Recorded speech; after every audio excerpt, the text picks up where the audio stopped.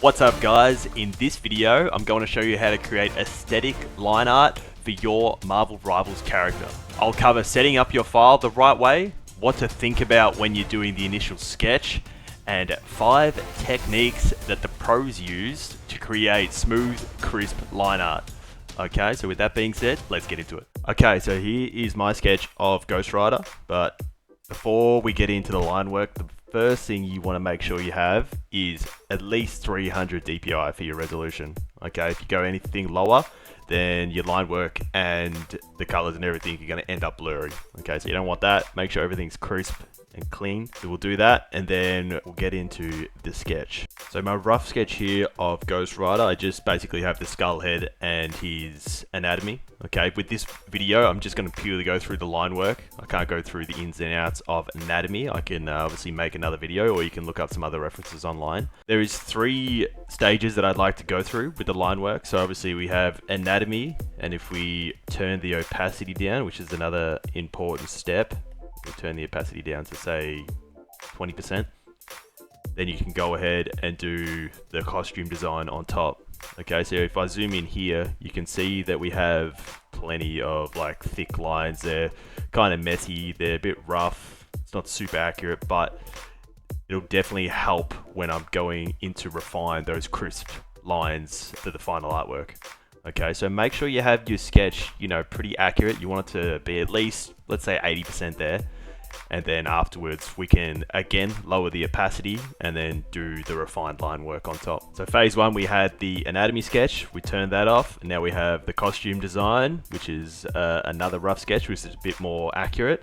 And then what's very important, again, you put the opacity down to 15-20% so you can just see it, and then we're going to do line work over the top. And one thing that I like to do, which I found that helps with the line work, is I actually use a different color. So the base sketch is black, but for whatever reason when I started using pink. Okay, I don't know, I think it's just super easy to see. You could use red, blue, green, whatever. Just pick a color that's vibrant and go with it. Obviously at the end it's not going to stay pink. You can obviously select it all and then fill it with black or whatever color you want. So there's a few things to remember when you're doing your line work. One of the first things that I would say is make sure you're zoomed in enough so you can see the details, and you want to taper your lines. Okay, you see, if I keep the same pressure the whole way, it's just like a thick blob, like a caterpillar. But if I press hard at the start and then take the pressure off the screen, it'll taper towards the end. Okay, so anyone that's doing digital art, you want to be drawing on a tablet. You don't want to be doing this with a mouse because, one, it's going to take you forever, and you don't have that pressure sensitivity, so your drawings are going to come out looking a little whack. Okay, so just get in the habit of pressing harder and then pulling off the page a little bit for these nice tapered lines, and it's going to look very aesthetic at the end. Now you can cheese a little bit, like you see that bit's a bit blobby, but then you can go in with the eraser and just point it up. So there's 2 ways of doing it. Obviously, if you can just do it freehand at the start, it's going to save you a lot of time. But if you cook a few of the lines, feel free to go in there with the eraser and just sharpen it up. The next thing to remember when doing line work is to try to draw with your elbow. Okay, so that means you're doing these nice, smooth, long strokes rather than these little wristies. One thing that'll happen over time if you're, become a full-time artist or you draw every day, your wrist may get sore. But also, if you draw with your wrist too much, what ends up happening is just like this. And if you zoom in, you see how they're all squiggly?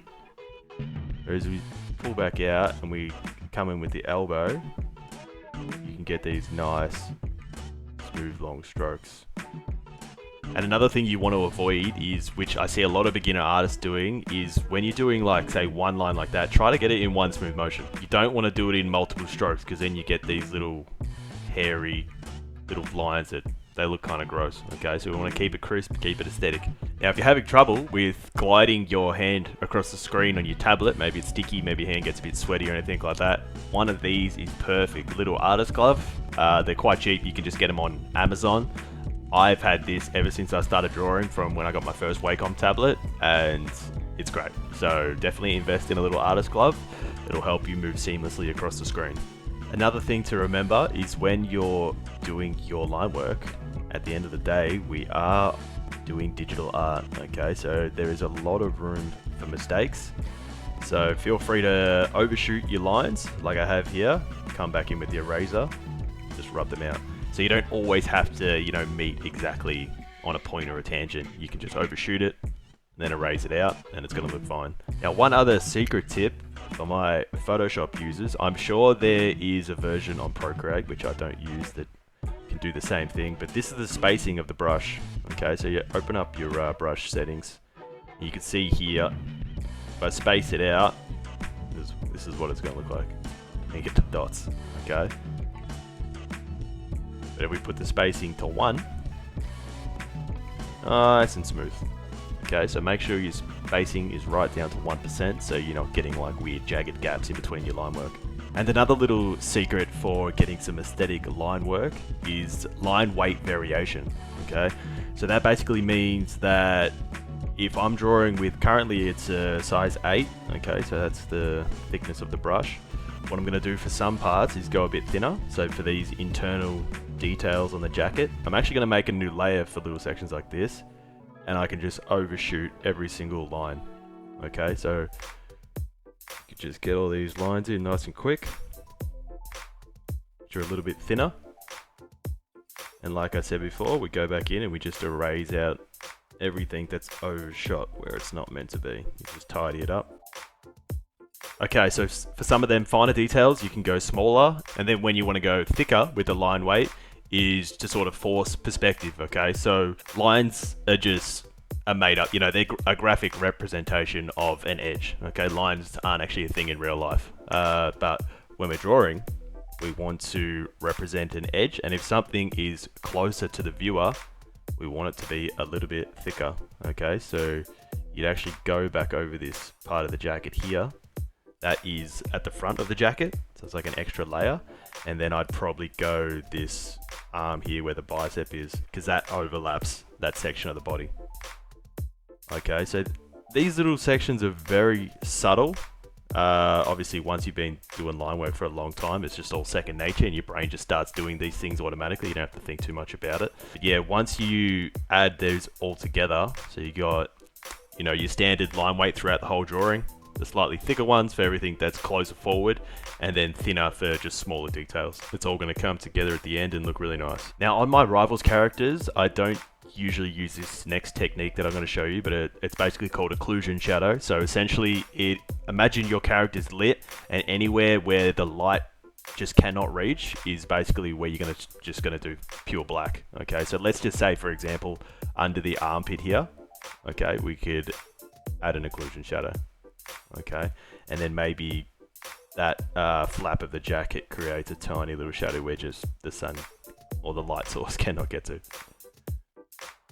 Okay, so you can do that in little bits and pieces throughout the drawing, and that can look really cool too. Like I said, I don't normally use it for my Rivals ones, because just when I'm doing the color phase and rendering, I just do the darker shadows then. The last tip that I want to give you guys is use reference images. Okay, all the pros use them, I use them, they are great.